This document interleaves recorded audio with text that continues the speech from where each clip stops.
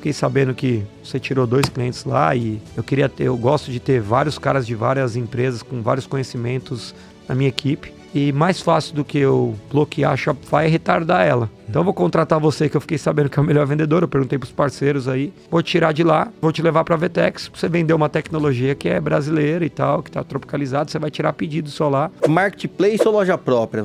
Isso aí é uma coisa que eu falo que você tem que ter os dois. Um vai te trazer fidelidade, que é a loja própria, e o Marketplace vai te trazer volume. Então eu tento entender com as pessoas nas entrevistas o que você fez que não tá escrito na linha. Bater meta pra mim já faz parte do pressuposto que se tem uma meta, se alguém alcança, o outro também alcança, né? Então eu tento olhar muito mais para o que ele fez de diferente que ele não coloca no currículo. Se você quer ser um vendedor comum, faz taxa de conversão, olha a quantidade de leads que você precisa colocar no topo de funil, é matemática, você vai bater a sua meta. Quer ser um vendedor outlier? Faça a sua prospecção e faça o que tem que ser feito ali com os números.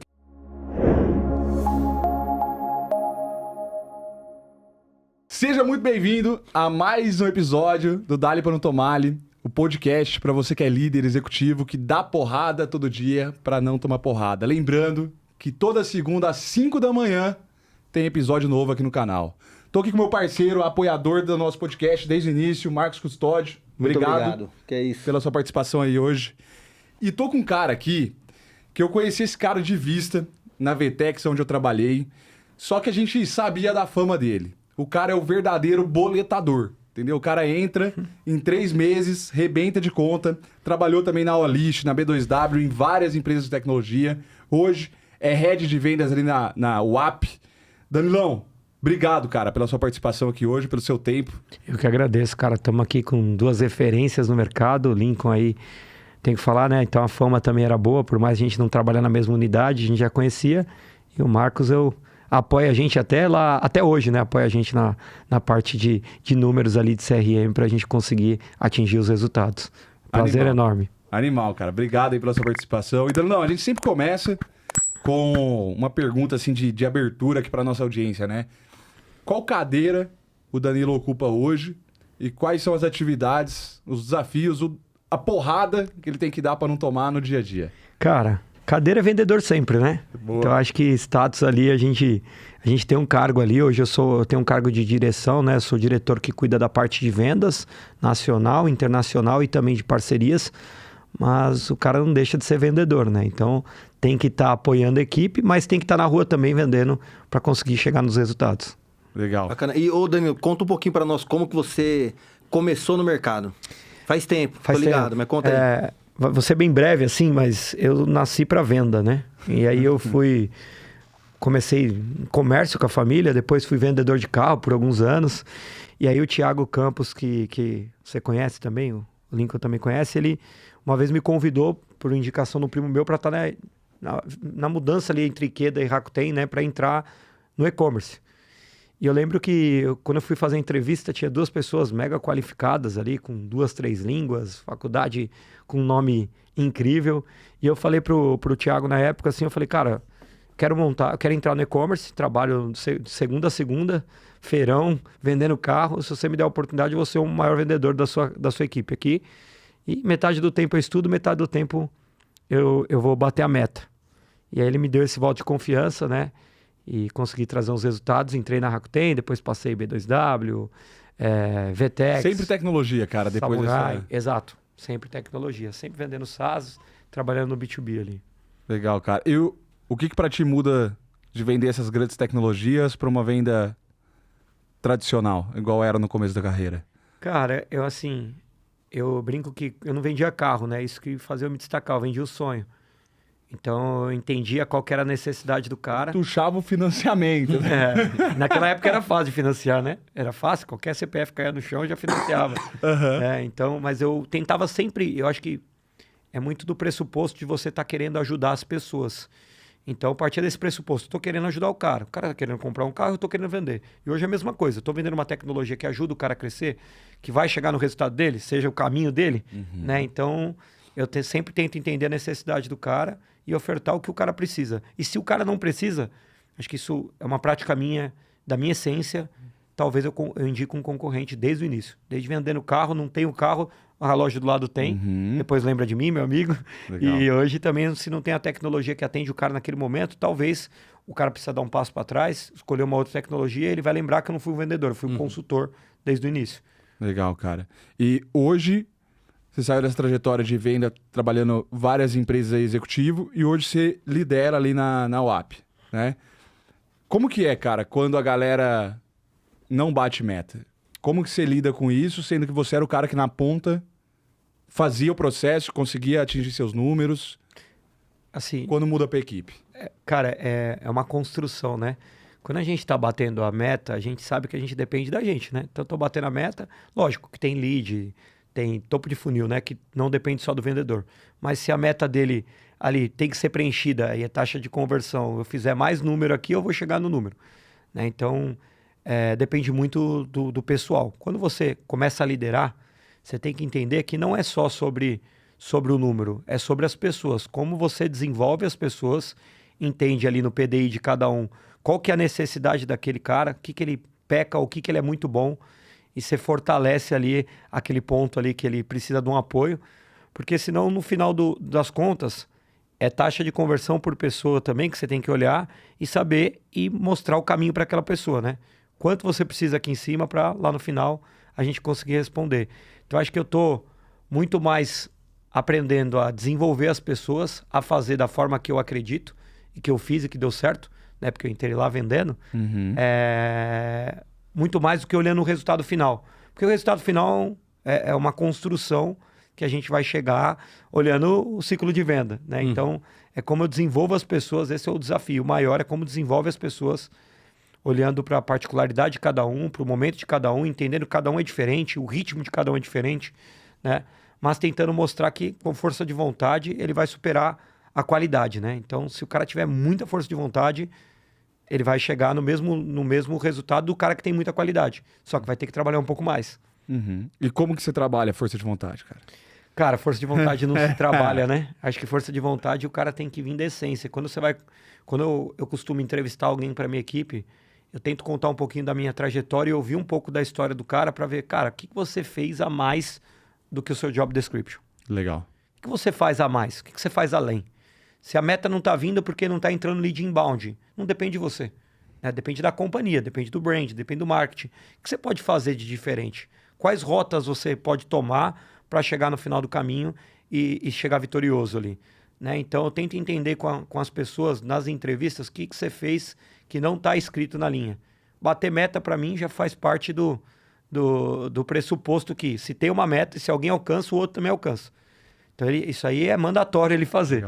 Né? Então, eu tento olhar muito mais para o que ele fez de diferente que ele não coloca no currículo. Ô, Danilo, e aí você entrevista pessoas de várias áreas que estão aí embaixo do seu guarda-chuva. Conta um pouquinho mais da sua estrutura comercial hoje. Bom, legal. A gente como é uma empresa que começou a crescer ali após um aporte que a gente recebeu ali em meados de 22, a gente tinha uma estrutura muito enxuta de vendas, né? Então, a gente tinha ali o CEO e um assistente de venda que tocavam a empresa e a gente trabalhava com o marketing mais antigo do mundo, que é o boca a boca. Né? Então, a indicação do cliente que estava satisfeito traria outros negócios para a companhia. Quando a gente entrou ali, a gente falou, cara, vamos entender primeiro o processo da empresa, conhecer o produto, e aí vamos começar a desenvolver a máquina de venda e uma equipe de alta performance. Né? Então, o que a gente fez primeiro?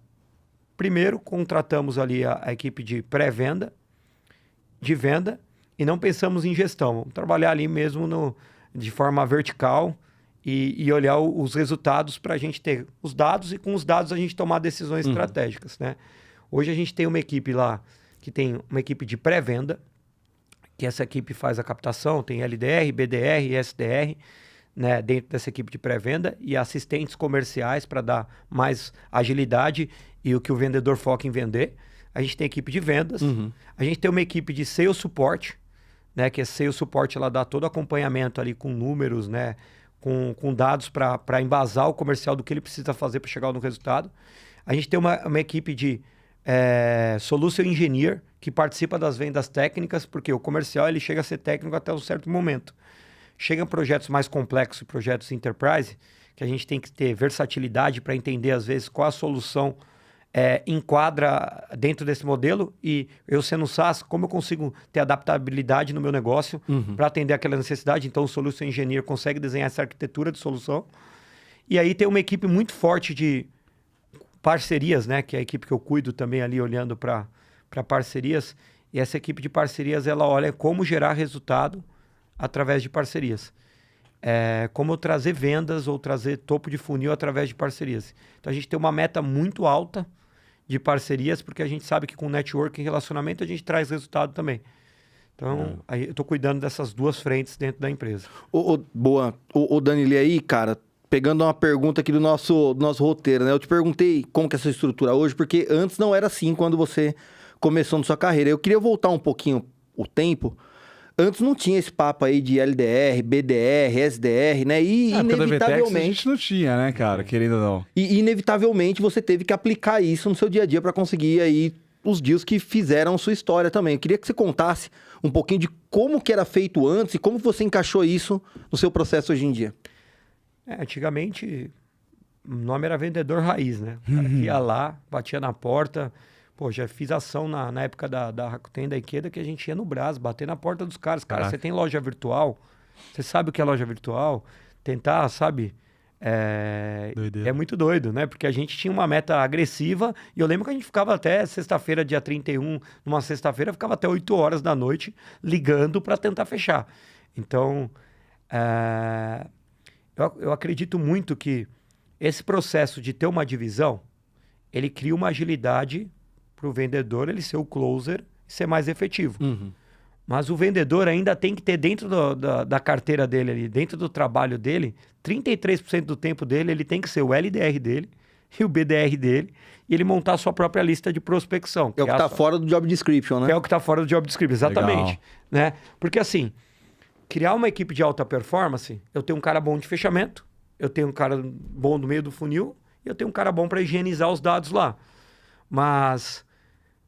os 30% que ele tem de tempo, que é isso que está fora do currículo, que é a força de venda dele, ele não pode deixar de fazer. Quando a gente olha os números das vendas, todos os meses, eu sei se uma equipe é boa, se o vendedor, ele esquece que tem LDR, SDR, BDR, e ele está cumprindo o papel dele de trazer 30%. Com um ciclo de venda médio ali, dependendo do negócio, de 109 dias, um negócio maior, enterprise... eu sei quando o cara está prospectando, quanto tempo eu tenho uma pré-visibilidade ali de receita da companhia, quanto tempo ele vai atrair frutos dessa prospecção. E não pode parar. Tem projetos que eu fechei esse ano aqui com a equipe, que eu prospectei há 3 anos atrás, né? Que da hora. Então, assim, LDR, SDR, BDR, poxa, agiliza a vida do vendedor que é closer, que é um vendedor de alta performance, mas ele não pode deixar de fazer esses papéis, porque, como você falou, antigamente não tinha, a gente tinha que fazer tudo e conseguia chegar no número. Porque agora, tendo tudo isso, alguém não consegue chegar no número. Ninguém da diretoria faz uma meta infactível. A gente faz uma meta que a gente acredita que a companhia consegue chegar. Então, isso é um facilitador para a vida do cara. Então, eu acredito muito nisso. Do cara também fazer o papel dele. Fazer a parte dele, né? E, cara, aí assim, ó, na UAP hoje, depois eu quero te perguntar pra você trazer um pouquinho o contexto pra galera do que vocês fazem, mas lá vocês estão focados em grandes contas. Sim, a gente hoje vê que tem uma lacuna no mercado, né? A gente tem muita plataforma middle, SMB. Tá. E 2, 3 enterprise. Vamos falar, uma Logitech, uma loja integrada da vida. São plataformas menores. Nuvem Shop, até o Shopify também. Shopify, DCC Plus. São plataformas que nasceram no mercado SMB, né? Certo. Algumas delas já estão se posicionando como middle ali, tentando atender o topo do funil inverso da VTEX. A VTEX já se considera uma plataforma enterprise há bastante tempo, né? E esse middle marketing, ele está desassistido no mercado por todas as soluções. Se olhar RP, ou tem um Blingtime, ou tem um TOTUS e um SAP. Justo. Você vê no meio do caminho, tem poucas soluções que atendem bem esse cara. Então, a gente está mirando muito mais um cliente ali que tem um ICP ali de 2 milhões, né? Nosso cliente ideal ali é de 2 milhões por mês, pelo menos, de faturamento. E esse é um mercado muito difícil de você... É um oceano vermelho, né? Assim, porque muita gente quer esse peixe. Falando de e-commerce, 2 pau de faturamento, o cara já é um cara... Já é um cara Tem uma certa mais estrutura, robusto. é. Já... O que a gente quer ver? O que a gente conversa dentro desses caras? O que a gente enxerga? Esse cara, ele já tá no momento de growth, né? Então, o cara muito pequeno, ele chega e bate no topo dessas plataformas de entrada. Então, ele chega um momento que a plataforma já não suporta esse cara. Então, ele vai ter que migrar. Mas para ele pular para uma VTEX da vida, o salto é muito alto. Então, você lembra disso? Loja integrada não conseguia ir para VTEX, Gtex não conseguia ir para VTEX. Então, ele tem um salto muito amplo para ele chegar nessa trajetória aí. O que a gente está fazendo? A gente está tentando identificar, olhar para TCO, olhar para a saudabilidade do negócio, olhar quais são as dores que o cara tem e endereçar um produto muito bom para atender esse topo do funil aqui e para atender o funil inverso, o cara que está vindo de uma plataforma enterprise por redução de custo. Então, esse mercado está pouco assistido e é um mercado já que tem um pouquinho mais de maturidade digital. Ele já sofreu com uma migração, ele já sofreu com uma troca de RP, ele tem um know-how. Ele não é um cara tão cru. Porque o cara cru, ele vai olhar preço. Cara, isso aqui, ele compara laranja com banana, né? Isso aqui dá mais margem. Ah, então vou nisso daqui. Só que ele não enxerga o valor do que o custo da ineficiência, que é as funcionalidades que uma plataforma... O custo da planilha no dia a dia. É, exato. Ele não, você chega num cara que está mudando de plataforma, um cara de 1 milhão por mês, tem muito cara que não faz uma DRE para saber quanto isso vai... Qual vai ser o TCO dele. Então a gente quer tentar primeiro ensinar o cara como ele vai tratar os dados, o que ele precisa, e às vezes criar uma RFP pro cara, para ele contratar. Às vezes não sou nem eu. Mas vamos ajudar o cara, ensinar, doutrinar o que ele tem que fazer antes de pensar numa migração de plataforma. Então esse mercado é o mercado que a gente quer endereçar ali. E esse cara, ele é acessível através de pré-vendas, através dessa... Como que é esse jogo? Porque, né, o Thiagão tu conheceu aqui na saída, né? A gente falou muito de venda enterprise, que é o que você fazia muito lá na VTEX. E essa visão, né, cara, que eu não posso errar num primeiro contato, né? Com o enterprise, né? Legal. Eu já tenho que chegar agregando. Como que tu vê isso, cara? Cara, a gente tem estratégia de cold call, Certo. ela funciona para clientes menores. Você falou aí. Para clientes maiores, ali, middle para cima, a gente tem que ter uma estratégia que vai além só da equipe de venda. Então, vou dar alguns pontos aqui. Por exemplo, dentro do marketing, a gente tem que cercar esse cara de alguma forma. A gente cria uma target list, então a gente tem que pensar em quem a gente quer para o ano 2. Eu já tenho a target list dos próximos 3 anos, por exemplo. Então a gente já tem que pensar no ano 2, no ano 3. Como que eu vou chegar nesse cara? Né? Qual conteúdo eu quero levar para esse cara antes da abordagem comercial? Né? Qual conteúdo eu quero levar? Qual é esse mercado endereçável? Quem são as personas? E aí, por persona ter conteúdo, então eu vou falar com o cara, o CFO, eu tenho que falar, entender DRE, eu tenho que entender qual que é... Ele vai olhar para custo, né? Se eu vou falar com o CTO, ele vai olhar para tecnologia. Então, tem que ter personalizado cada tipo de abordagem. E eu acredito muito em petit comitê, né? Então, vamos fazer uma confraria, vamos sentar com o pessoal do Zorro, vamos escolher 5 clientes e fazer um jantar específico para eles, onde a gente não quer apresentar, a gente quer gerar relacionamento e mapear todas as soluções que esse cara usa. Porque a gente tem que abordar de todos os lados. Então, o Lincoln é responsável por um RP. Lincoln, estou tentando chegar na marca X. Não vou falar algumas marcas aqui, vocês vão saber quais que eu estou chegando. Mas estou tentando chegar na CIA. Vamos falar uma marca aqui qualquer. Chegar na CIA. Qual RP que ela usa? Legal. Quais complexidades tem? Qual integrador que ela usa? Legal. Quando você se cerca com um ecossistema aí, trazendo para parceria, e você entende tudo que o cara tem, você já chega com a apresentação para o cara, mapeei você, vi que você está no mercado, você está competindo ali com uma Caidu, você está competindo com a Pernambucana, você está perdendo market share nesses caminhos, eu estou aqui com conteúdo específico para você e criei uma análise de redução de TCO para você, se é o cara de CFO. Ou criei uma análise para você melhorar e otimizar os processos para desonerar a sua folha de pagamento. O cara, peraí, o cara tá pensando na saudabilidade do meu negócio. Então, esse tipo de abordagem tem que ser muito cirúrgica e o cara tem que ter muita confiança, porque imagina quantas abordagens o cara não recebe por dia. Se a gente ligar e falar, sou o Danilo da UAP, eu queria falar de plataforma com você, ele vai falar, poxa... Obrigado. E o VTEX, obrigado. Né? E o Danilo, quantos canais você usa para conseguir abordar as pessoas aí? Cara, assim... Diversos, eu imagino. Diversos, né? Então, começa em LinkedIn, que é o básico, né? Todo mundo usa LinkedIn, mas eu acredito que já está meio saturado. Tem toda a comunicação via... Você tem que seguir o cara que você quer prospectar. Aí eu começo a entrar nos mais específicos. Se eu sei que o cara visita ali todo sábado com a família dele o Hebraica Rebouças, eu tenho que dar um jeito de estar dentro do Hebraica Rebouças. Porque eu preciso ter o mesmo vínculo com esse cara. Se eu sei que o cara gosta de jogar tênis, eu preciso mapear e tenho que ver quem da minha equipe sabe jogar tênis, que consegue iniciar uma conversa que não seja de vendas com esse cara. Né? Se eu sei que o cara tem uma formação em logística, poxa, minha primeira formação foi logística, então eu sou o melhor cara para conversar com esse cara. Talvez eu tenha que estar no lugar que esse cara tá, ou ver um evento de logística, conseguir o convite com outro parceiro meu e falar, cara, eu vi que você é formado em logística, eu também sou e tal, e vou palestrar nesse evento, vou participar desse evento, queria te convidar para ir comigo, querendo ouvir sua opinião sobre o mercado. Então, é como você circula o cara, vai depender muito do perfil que você está atuando, né? Não existe um caminho certo. O Enterprise é personalizado. Então, você precisa... Sei lá, o cara da VEG. Olha que ideia eu tive. Essa ideia foi rápida, mas foi muito legal.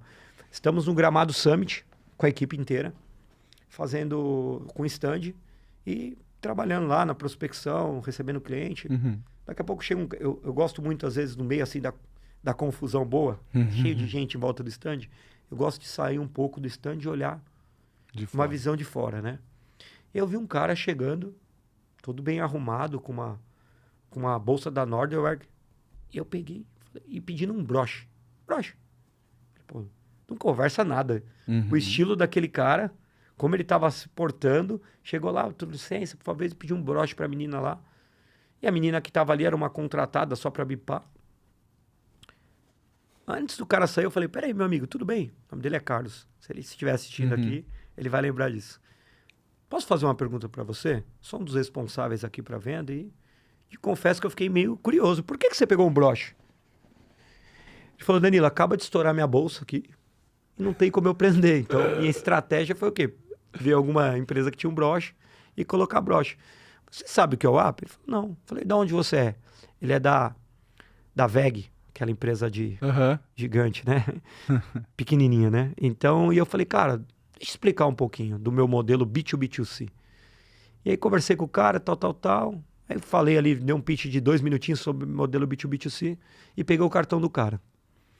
Automaticamente, o que eu fiz? Peguei a foto do cartão do cara, mandei para minha equipe de marketing que estava lá no escritório em Canoas. Falei, pessoal, tem mala daquelas mochilas que a gente dá da UAP para os funcionários? Tem. E a gente tem uma prática de comprar produtos de nossos clientes para distribuir, como fosse um kit boas-vindas. Legal. Eu ponho todos os produtos que a gente tem diferente de um cliente e mando para esse endereço com o nome do Carlos, falando que eu quero resolver os problemas dele, da operação. A gente está aqui como um apoio. Cara, o cara, ele não teve como ele não me mandar uma mensagem e marcar uma reunião, pelo menos, para me ouvir. Aí a gente não estava no momento de atender aquele perfil de cliente, foi logo quando eu entrei. Mas o vendedor, ele tem que ser astuto também. Né? Ousado. Então, e aí deu super certo essa estratégia. Então, não tem estratégia certa. Você vai construindo de acordo com a jornada, né? Essa target list, cara, você monta ela, acredita, em cima do seu ICP, né? Mas eu tô, assim, com os papos que eu tô batendo, que, cara, quantos leads tem que ter? Porque pra eu pegar um cara e eu tentar trabalhar ele num nível personalizado, eu tô trabalhando um volume menor do que um SMB que tá ali, pô, cold call e tal. Falar, como você começa o ano? É assim, ó. O planejamento do ano, ele é feito em agosto do ano anterior, né? Agosto, setembro, e tem um refinamento em novembro. Então, a gente já tem a meta do ano que vem, como eu disse, a gente já tem a meta dos próximos 3 anos, né? Aí eu preciso alimentar o topo do funil de acordo com o tamanho de cliente. Seu SP lá que você quer. Porque não dá para trazer tudo que eu quero, né? Mas exatamente. A gente tem que mirar. Assim, a conversão disso, que a gente, pô, pra galera tá nos assistindo, cara, como começar? Então o que eu faço? Eu penso em SANS ou em TAM. Então eu penso que eu vou trazer em 12 meses, em 24 meses e acima de 24 meses. Certo, aquele estudo de mercado. Estudo. Aí beleza. Eu crio minha target list pensando. Eu primeiro olho meus top clientes, qual segmento que eu mais atuo, e já olho os top concorrentes dele ali, né? Ou as marcas que conhecem essa marca. Então, falando em wellness, eu pego a Growth Suplementos, que é um dos meus maiores clientes, qualquer cara conhece. né? Então, quando eu falo em ar-condicionado, eu pego meus 3 maiores clientes, Daikin, Fujitsu e Gree, 3 maiores de ar-condicionado, né? Ou, vamos falar em varejista, eu pego uma Leveros da vida. Então, eu começo a olhar para esses clientes e penso, cara, quais marcas serão impactadas numa prospecção quando eu falar esses nomes? Quais marcas vão me ouvir? Então, eu começo a montar. E aí, o que eu fiz? Entendendo o ciclo de venda por tamanho, eu sei quantos leads eu preciso para que eles se tornem MQL e de MQL se tornem em SQL para o ano 2. E aí eu tento entender também com os dados, olhar o histórico dos meus últimos anos. Então eu sei que janeiro é teoricamente um mês mais fraco. Então beleza.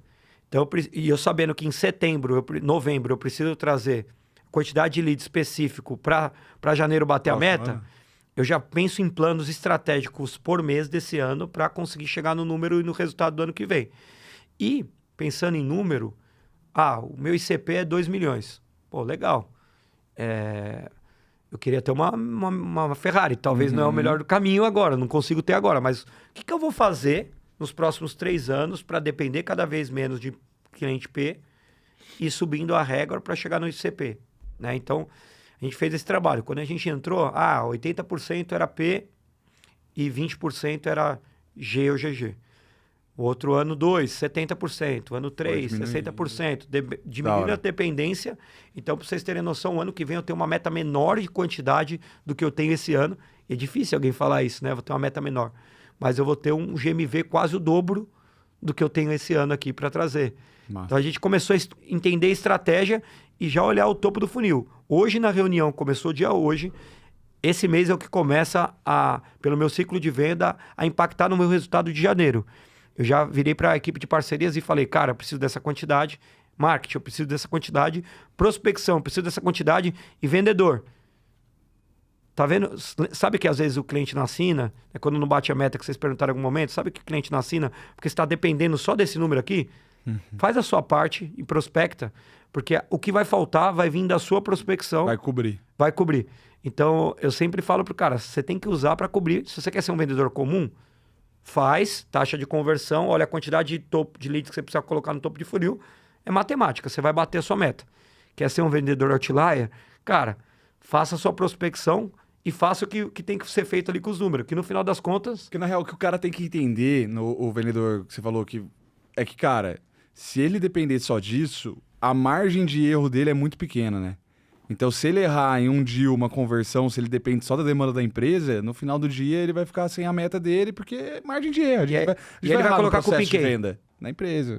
Não veio lead, não parceria, evento não cumpriu. Cara, beleza, mas se você traz um 2 que a gente não tá esperando na meta sua, você traz um 2, se todo mundo cumprir o papel dele e você cumprir seu papel, você vai ser um vendedor que vai sempre bater a meta 120%, 130%. Porque esse 30% que eu falo que você não pode deixar de ser vendedor, de você correr atrás, é o que vai fazer a diferença para você ser um vendedor melhor do que os outros vendedores. Massa, cara.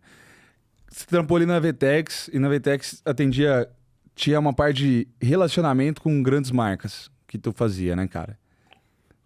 Como é que era isso? Assim, a pergunta que eu queria fazer é, teve alguma venda que tu fez, seja na VTEX ou qualquer outra empresa? Você fala assim, cara, essa aqui foi foda de fazer, que durou muito, que você tem que falar com muitos decisores, que... Teve algumas na minha carreira, né? Vou citar uma lá de trás e uma de agora há pouco tempo, né? Na época da VTEX, eu lembro que a gente queria fechar uma loja que chamava... Duas que foram, assim, um ciclo de venda legal foram... Uma é a Byte, que é uma empresa grande lá de Fortaleza, e outra é Quero Quero. São marcas que são bem conhecidas, com multiloja física, né? E a gente começou com um trabalho de chegar nos caras através de brand, né? Da VTEX, levar informação, mandar conteúdo. Na VTEX eu digo que naquela época era muito fácil, porque você ligava, porque é a VTEX, a maioria dos caras já conhecia, então pelo menos você era ouvido, né? Só que aí tem o ponto, né? Quando você fala de networking, não dá para você abordar uma empresa se você não abordar primeiro o parceiro que atende aquela empresa. Então a agência que está implantando o projeto, que já cuida daquela empresa, porque senão você está dando tiro no seu pé ali na parceria. Então, essas empresas que são mais tradicionais do físico, você tem primeiro ir lá para... Primeiro que tem que ser presencial, né? Empresa grande, você tem que ir lá. Legal. Segundo que você tem que vender primeiro a ideia de ter o e-commerce para ser um agregador de pedido e não um roubador do faturamento dos representantes, da área de venda, enfim. E do físico também. Então, tem que tentar mudar a cultura, né, o mindset dos caras que estão lá de forma tradicional.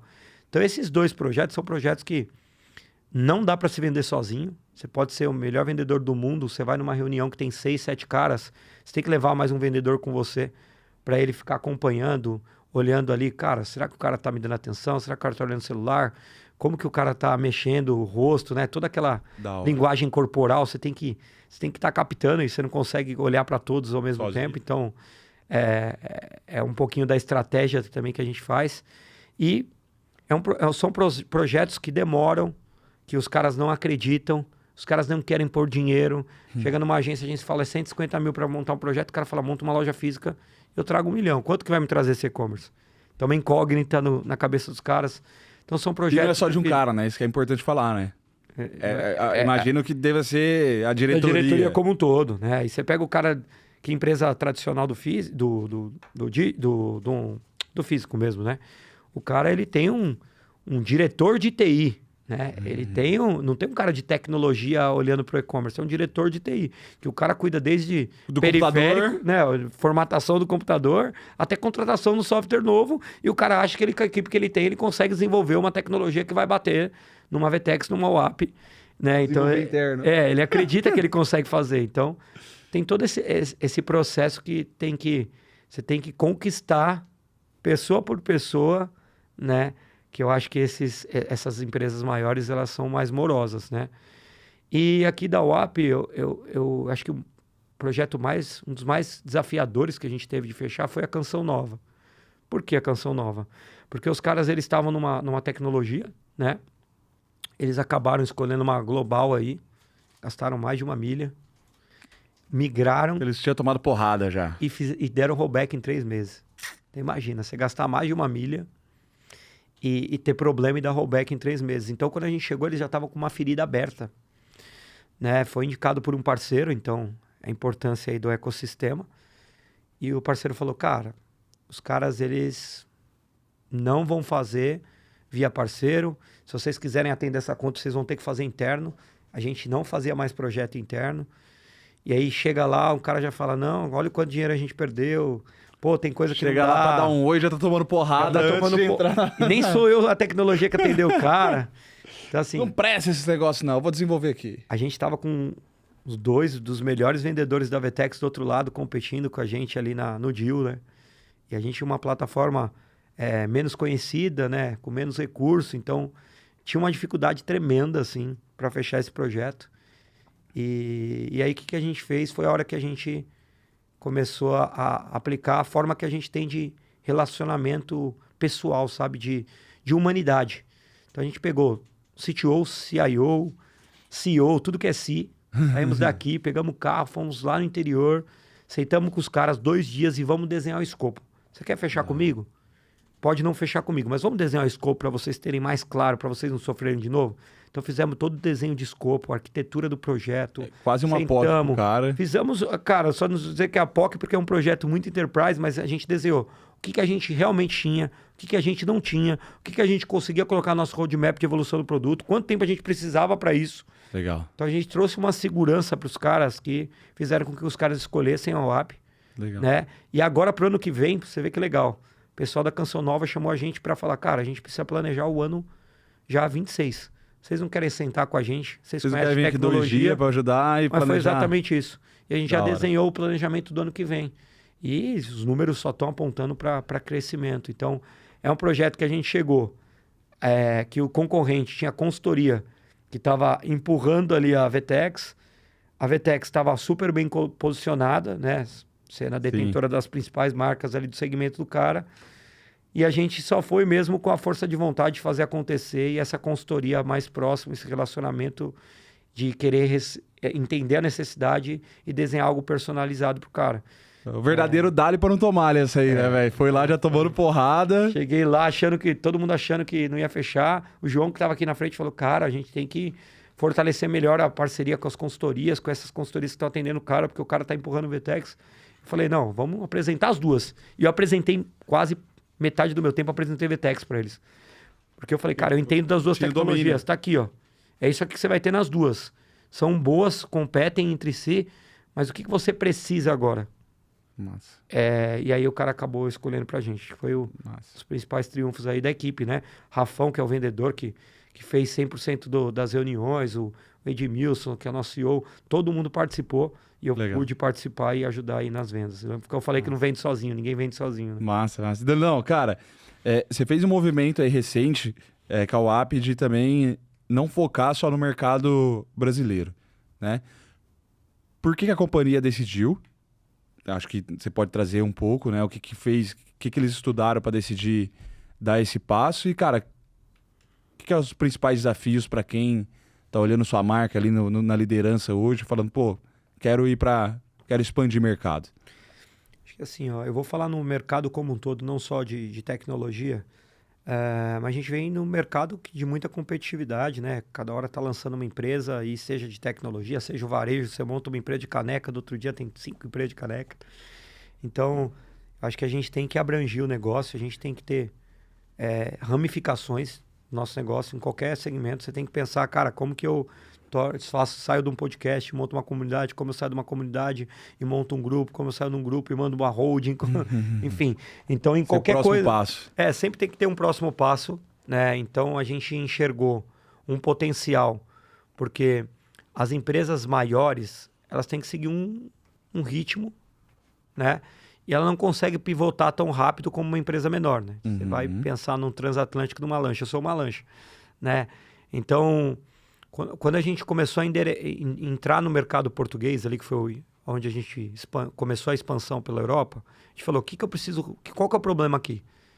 Nada conversa com nada. Então, antes de eu entrar no mercado, eu preciso conectar as principais soluções que o varejista de Portugal precisa. Então, conectei lá meio de pagamento, né? Conectei o marketplace, conectei o principal RP. Deixar essa solução pronta para o mercado. Antes de oferecer. Porque quando você entra num mercado e em outras empresas que eu passei, entrou no mercado e falou, cara, sou passivo, conecta em mim, minhas APIs estão abertas aí, beleza.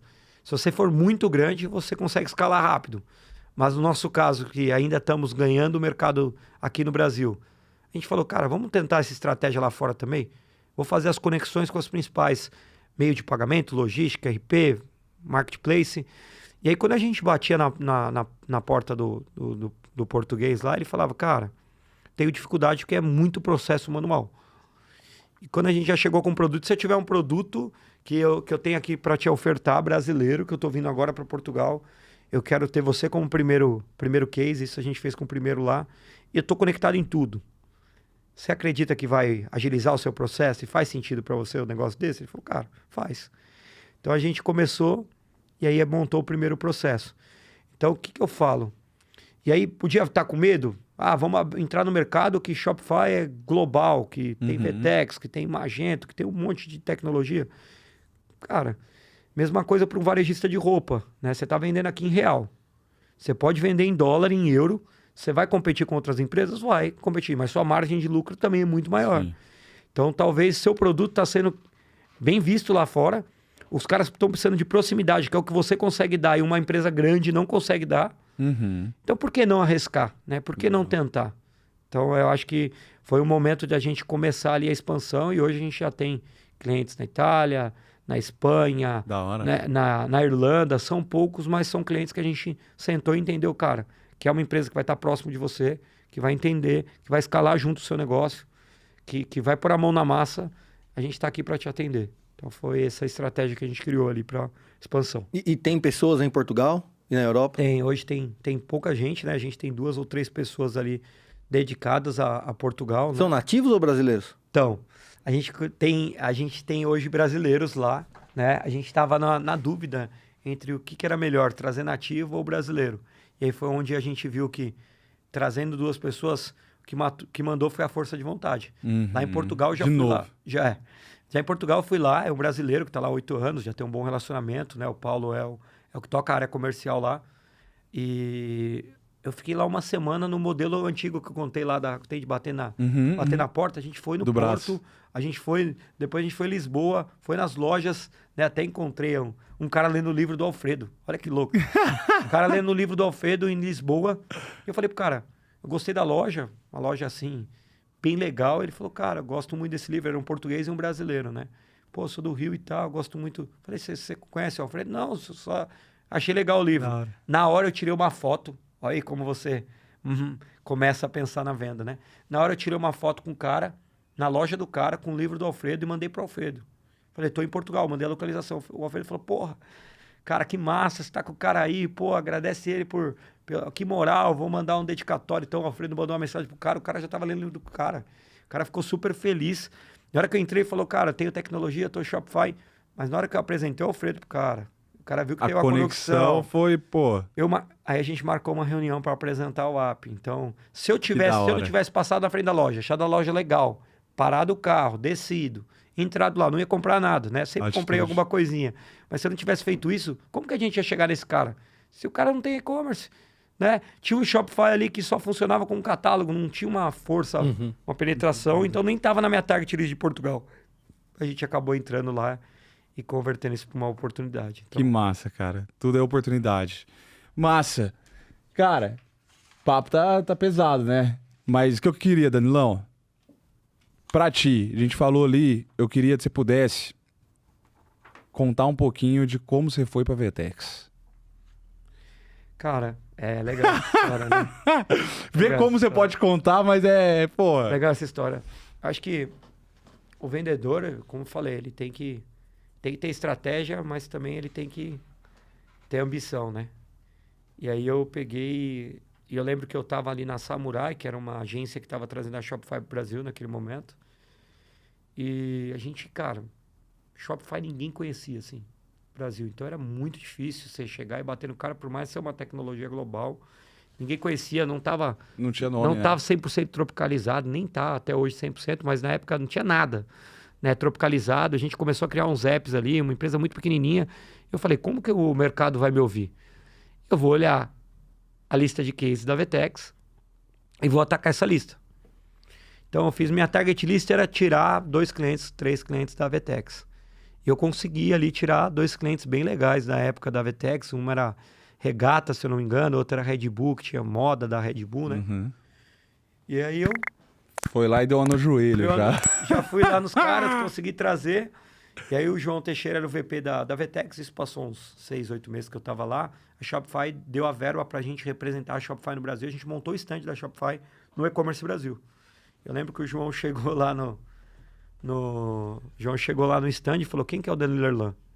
Aí você vê um senhor, né, cabelo grisalho. E perguntando quem é o Danilo Erlan, puta, queria falar com você. Eu falei, é empresário, cara de paleterno. Vai fechar comigo. Falei, cara, é esse cara aqui. Eu parei o que eu tava fazendo e falei, agora, vamos conversar agora, cara. O que a gente precisa fazer? Aí ele falou, não, só não pode ser aqui no stand, né? Porque eu quero conversar, não quero que todo mundo escute. Eu falei, beleza, vamos tomar um café ali. Então eu peguei e saí ali do stand. E eu lembro que a ele falou... cabeça já tava... Como assim não quer falar projeto, do stand? Que projeto que é esse? Será que é um projeto sigiloso? Marinha, né? Do Brasil. A gente tava... Submarino nuclear. A gente tava fazendo do Syngenta, que era... Pô, uma empresa gigantesca que também tinha uma NDA para assinar. Eu falei, cara, será que é mais um projeto grande desse jeito assim? Aí ele falou, não, eu sou VP da Vetex e eu fiquei sabendo que você tirou 2 clientes lá e eu gosto de ter vários caras de várias empresas com vários conhecimentos na minha equipe. E mais fácil do que eu bloquear a Shopify é retardar ela. Então eu vou contratar você, que eu fiquei sabendo que é o melhor vendedor. Eu perguntei para os parceiros aí, se é o melhor vendedor que tem lá. Vou tirar de lá e vou te levar para a Vetex para você vender uma tecnologia que é brasileira e tal, que está tropicalizada. Você vai tirar pedido só lá. Então só precisa falar o quanto você quer para a gente começar. Eu, como bom vendedor, né? Eu peguei o que eu ganhava, que era comissão mais fixa. Não, comissão mais fixa e falei, eu ganho tanto. Mais comissão. Só que eu quero o dobro para sair, né? E aí o João... Teve ali uma negociação, mas isso era numa quinta. Na sexta eu fiz uma entrevista na Vetex às 9h30 da noite. Porque eu tinha reunião e eu não... Se eu tava vestindo a camisa, eu não aceitava nem fazer entrevista no horário de entrevista, né?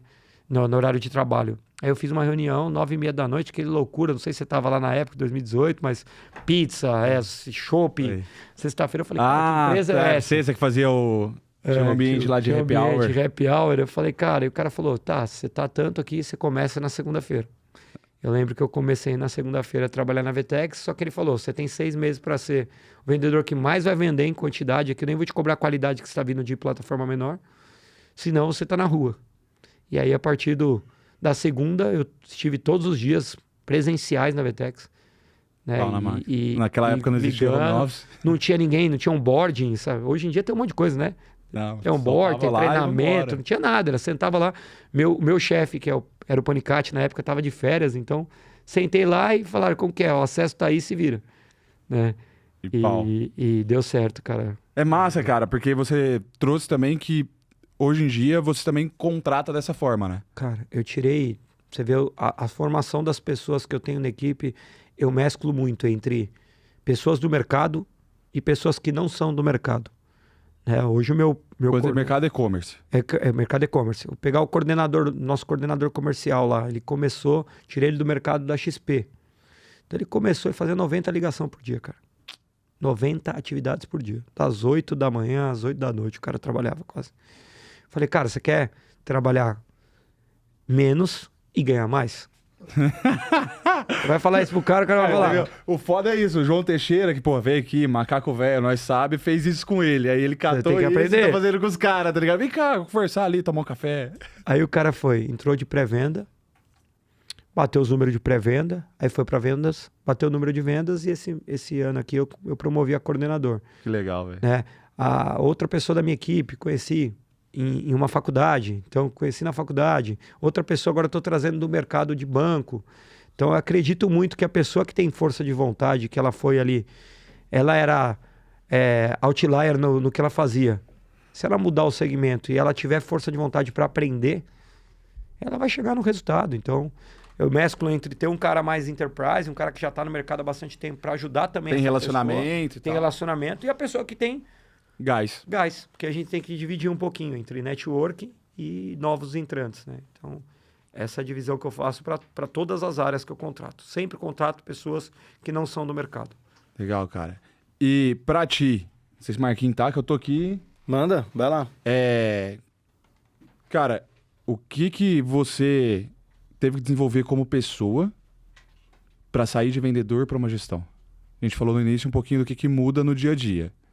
Mas como profissional, o cara que está nos assistindo hoje, ele é executivo, ele quer assumir uma gerência, Cara, esse é o ponto mais difícil, né? Da carreira, ainda estou aprendendo e estou desenvolvendo. Eu acho que o vendedor, ele é ansioso, né? E quando ele vira gestor, a ansiedade dele dobra.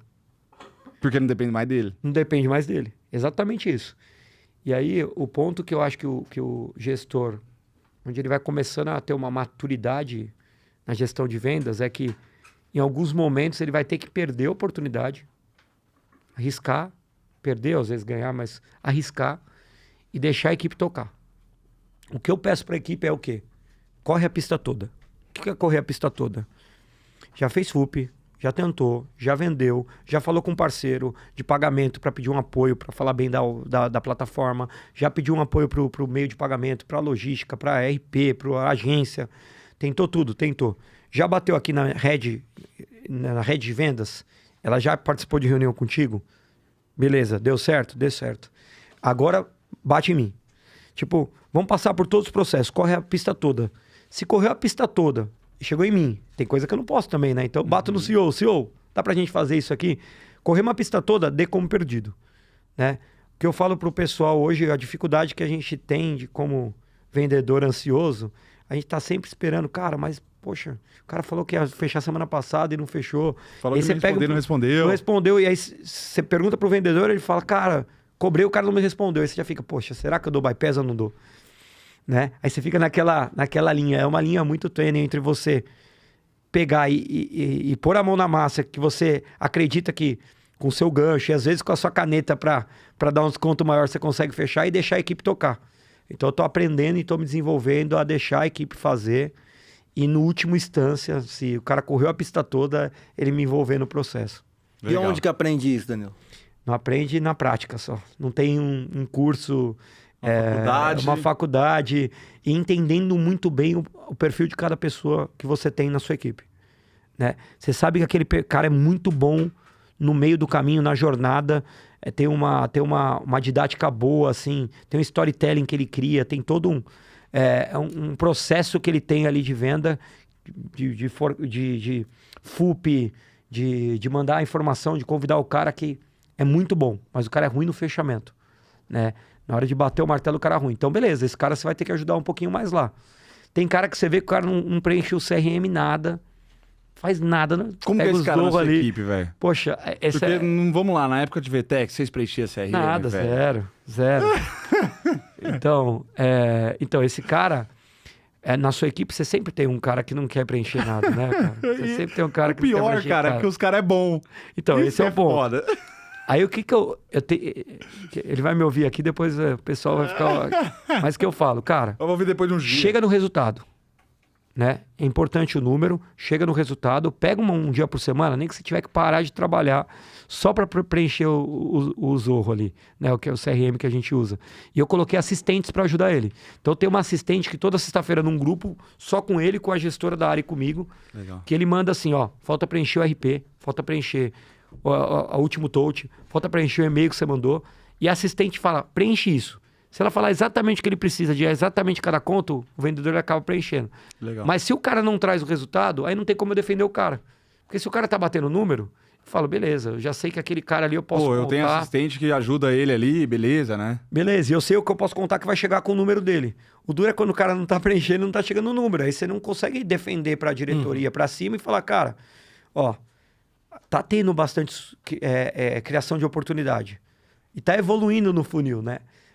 Sem os números não tem nem como a gente provar. Então, o que eu falo pro cara, se você tá batendo um número 100%, 2 vezes o resultado, eu não vou ser tão chato. Mas se você quer que eu não seja tão chato, né? Ou você bate o número ou preenche essa Ou bagaça. preencher o CRM, né? Pra mostrar que você tá trabalhando. Legal. Então é isso. Massa. Cara, estamos indo pros minutos finais aqui. E a gente tem aqui um quadrinho, que é o momento dá-lhe pra não tomar-lhe. Deixa eu fazer a primeira, só para não gerar Fazer a nenhuma primeira? polêmica, essa pergunta Por aqui, quê? ó. Eu vou refazer a pergunta, tá? Não, igual tá na pauta. Pô, seguir uma pauta até agora. Uma pessoa sem muitos conhecimentos, ou seja, sem muita experiência, esforçada, ou um cara que já viveu aí, tem um ótimo currículo, só que é um cara preguiçoso. Quem que você prefere? Sem dúvidas, a esforçada. Né? Sem muito conhecimento. Porque projeto Enterprise, como eu falei, nunca se vende sozinho. Então, se o cara colocar a gente aqui para sentar na mesa, ele não vai estar sozinho. Vai ter um cara muito bom do lado dele. E não precisa ser eu, pode ser um vendedor que tenha muito mais conhecimento de mercado do que ele. Vai ter um gestor, vai ter um cara de pré-venda. Só que o cara preguiçoso, ele é bom, a taxa de conversão dele é maior. Só que ele vai depender muito mais do que vem, né? Ele não vai fazer aquele negócio que você falou de sair e bater na loja. Que tu trouxe do Alfredo, né, ele não vai fazer esse tipo de coisa, ele não vai fazer a parte de prospecção dele. E aí, quando a meta não vem, ele fala, a minha taxa de conversão é 50%, só que não veio o número lá. Então, ele não está correndo atrás do resultado, do volume. Exato, para cumprir um pouquinho de cada, né? Então, eu sempre vou olhar para o cara esforçado. Aí a outra aqui, Danilo, ó, marketplace ou loja própria? Você deve responder essa pergunta todos os dias aí para seus clientes. Isso aí é uma coisa que eu falo que você tem que ter os dois, né? Um vai te trazer fidelidade, que é a loja própria, e o marketplace vai te trazer volume. Quando eu falo no internacional, é muito mais forte ainda isso. Internacional, Fora do Brasil. Você vai montar uma operação fora. Vai montar nos Estados Unidos, por exemplo. Você tem que pegar lá e vendo calça leg. Você vai jogar primeiro, fazer uma pesquisa lá na Amazon, né? O que tem de calça leg, qual que é o custo e como que meu produto vai ser colocado lá nesse mercado. E aí o marketplace, ninguém conhece sua marca. O marketplace vai te trazer essa visibilidade, esse alcance, sem você investir tanto em marketing. E já o site depois vai te trazer fidelidade. Então, não dá para ter um ou outro, tem que ter os dois, né? E hoje a gente tem um hub de conexão com todos os principais marketplaces do mercado, para o cara fazer os dois caminhos, ramificar o negócio dele. Cara, aproveita. O que a WAP faz? Cara, a WAP é uma plataforma de e-commerce que pensa em saudabilidade do negócio do cara. A gente tem adaptabilidade e versatilidade para entender o que de fato o cara precisa e o que dá para construir com a nossa tecnologia ou com o ecossistema de parceiros para atender a necessidade específica dele, né? Então a gente hoje é humanizado, né?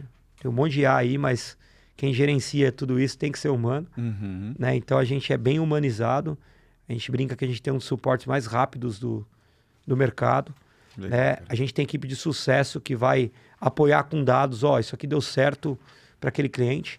E tudo que a gente vê de solução que vai aumentar o faturamento do cara, como a gente não ganha sobre mensalidade, a gente não vive de mensalidade, eu começo a desenvolver dentro de casa o produto para ajudar esse cliente aqui. No seu sucesso, vamos falar assim. Junto com o sucesso, eu escuto com a voz do cliente, ela é levada para dentro de casa, dentro da equipe de produto a gente senta e vê o que faz mais sentido, de acordo com a demanda que os clientes que a gente tem. A gente cria um roadmap de evolução com o produto, olhando o feedback dos nossos clientes. Então a gente está sempre evoluindo a plataforma, mas olhando para as necessidades que o mercado está apontando, né? Então... Tem alguma que está sendo hype? Tipo IA? Deve estar sendo hype para você, não? Abandono de carrinho com IA? Como que é isso? Que até seria a minha pergunta agora, assim, com a tsunami da IA, né? Como que a IA pode apoiar no e-commerce? Então, aí é o que eu falei, assim, o IA apoia em tudo, né? Hoje a gente usa IA para tudo. A pauta aqui, não sei se vocês passaram no chat GPT. Com certeza. Olha o Caio, GPT ali, ó. Então a gente tem que... eu acho que aí pensar em escalar, assim, é fácil, né? O que a gente... Com IA, você escala muito fácil, né? E aí tem uma linha entre você escalar e manter a conexão humana na escala, né? Então, IA, todo dia surge uma tecnologia nova querendo conectar na UAP com IA. E a gente tem várias frentes de otimização com IA, mas a estratégia por trás da IA tem que ter conhecimento de causa. Então, hoje, os caras que estão na frente do nosso negócio, lá na direção da companhia, os líderes, eles conhecem de varejo. Então, eles entendem de ramificação do negócio, eles entendem que tal negócio ali para o B2B tem que ter um intermediador no meio do caminho, tem que ser olhado para o B2B2C, né? Eles entendem que talvez não faça sentido eu ter o menor preço sendo uma indústria, porque eu vou canibalizar a minha área. Então, aí ela vai otimizar vários processos, mas sem a estratégia por trás de um ser humano fazendo o gerenciamento da tecnologia, a gente só vai queimar a ficha mesmo. Boa. É isso. E, cara, o último aqui, ó. Crescer no Brasil ou internacionalizar a operação? Então, hoje se você olha para o mercado, eu vou falar varejo geral, né? As principais empresas que vendem, elas não são empresas de fora, né? Se olhar, é Shopee, é Temu, são empresas de fora que estão, grandes marcas que estão atingindo o nosso mercado. Então, o que eu falo pro varejista que está assistindo a gente hoje, por que não atacar o mercado do cara, né? Você olha a sazonalidade. Quanto aqui é calor, lá é frio. Então você vende biquíni. Quanto aqui tá frio? Vamos vender lá fora. Aí quando você olha para portfólio, enquanto aqui é antigo, lá é novidade, né? E aí você fala, o dólar tá no caro como tá hoje o dólar, o euro. Isso é favorável para você, que sua margem de lucro ela aumenta. Tem tecnologias hoje que entregam em 48 horas saindo de São Paulo e Miami, né? Da hora. Descomplicando, tributando por região. Então, assim, o porquê não tentar? Eu fiz um projeto um tempo atrás para um varejista que eu descobri, ele começou a vender muito na Austrália, né? Calça leg, até comentei aqui da calça leg, e eu descobri que o Brasil é o segundo melhor país, tem a segunda melhor leg do mundo. Caraca. Né?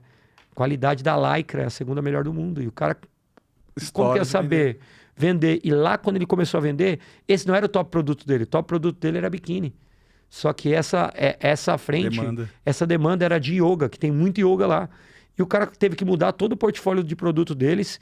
E a margem dele é muito maior do que ele teria aqui no Brasil, né? Então, como que você conseguia saber disso? Só tentando, né? A internet não foi criada para você vender sem fronteiras, né? Se você não vender igual a sua loja física, por que não tentar no mercado internacional? Então, assim, você que tem o seu e-commerce aqui no Brasil, os caras estão atacando o seu mercado, vamos atacar o mercado dos caras também. Então, vamos ramificar o negócio. E se não der certo, o que você testou? Você só colocou um site em inglês, uma logística em inglês, conectou no meio de pagamento, não der certo, Cara, você pivota. a gente teve um episódio aqui do Labela Máfia, que é o Juliano Sim. Pugna. E aí ele falou, cara, eu só mandei lá no meu Instagram lá pra fora. Tipo assim, participei de uma feira de rua. Tipo, feira de rua, tinha um representante lá, um brasileiro lá que fez. E, cara, o negócio começou. E aí só o poder de branding que tu ganha de falar que tu tá atendendo mais de um país, cara. Igual vocês, querendo ou não, cara, a Europa ali tem os países, pô, os caras já estão Já estão crescendo, né? para o olhar brasileiro, né? Não são qualquer um, pô. E o mercado da saudade, né? Hoje são mais de 5 milhões de brasileiros, 5 milhões de brasileiros que moram fora do Brasil, né? Então tem um cara que tem flamenguista no mundo todo, tem corintiano, tem palmeirense no mundo todo. Então, se você tiver você tá apto a receber esse tipo de pedido, tem brasileiro comprando seu produto que gosta da sua marca lá fora. É o que você falou, às vezes representante. Abre o seu site e coloca, seja um representante no seu país. Qual o custo você tem disso? Foi zero. Zero, tem que testar, né? Tem que tentar. Animal. Danilão, cara, esse aqui é um presente.